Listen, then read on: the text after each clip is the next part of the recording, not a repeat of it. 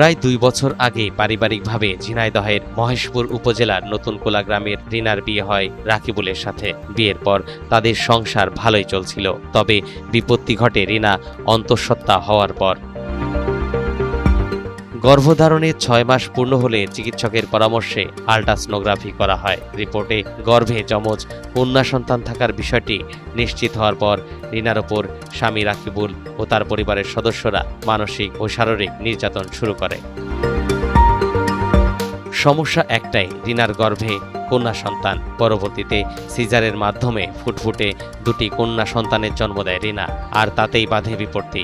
স্বামী রাকিবুল কিংবা তার পরিবারের সদস্যরা কেউ সন্তানদের দেখতে আসেননি, এমনকি পাঠিয়ে দিয়েছেন তালাকনামা। 2টা মেয়ে বাচ্চা হওয়ার কারণে আমার মনে করেন ডিভোর্স দিয়ে দিতে চাচ্ছে, তো অনেক অশান্তি করতে চাচ্ছে, কিন্তু আমি সংসারটা বাঁচানোর কারণে চুপচাপ সব সহ্য করে এসেছি, কখনো কাউকে কিছু বলিনি। পরে মেয়ে যখন হয়েছে সিজার করে, তখন ওই হসপিটালে দেখার পরে বাসায় এসে ওই জায়গা থেকে মারধর করে অশান্তি করে চলে আসে। আর তারপরে 3 মাস হয়ে গেছে, তাও কোনো খোঁজ খবর নেয়নি।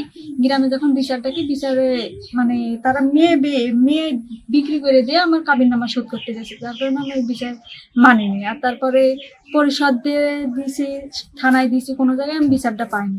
বিষয়টি মীমাংসার জন্য এলাকায় 2 দফা সালিশ বৈঠকের আয়োজন করা হয়, কিন্তু স্বামী রাকিবুল ও তার পরিবারের সদস্যরা কন্যা সন্তানদের মেনে নিতে অপারগতা জানায়। নেবে না, কারণ ওই 2টো মেয়ে সন্তান হয়েছে, এখনো মেয়ে সন্তান হয়েছে, ও কিনা পোষবে, ও তো টাকা দিতে হবে, আবার দিতে হবে, এই জন্য নেবে না।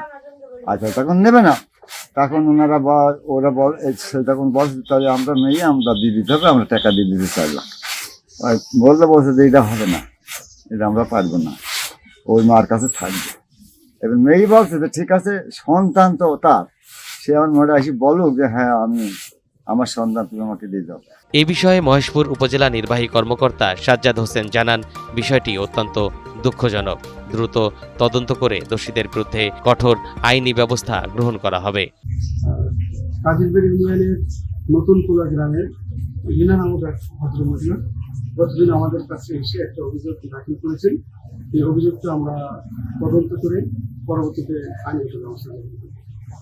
একটি কন্যা সন্তানের বাবা হওয়া মানে একটি জান্নাতের মালিক হওয়া, কিন্তু এ যুগে এসেও যদি কন্যা সন্তানের জন্য একটি পরিবারে টানাপোড়েন শুরু হয়, সেটা সত্যি দুঃখজনক।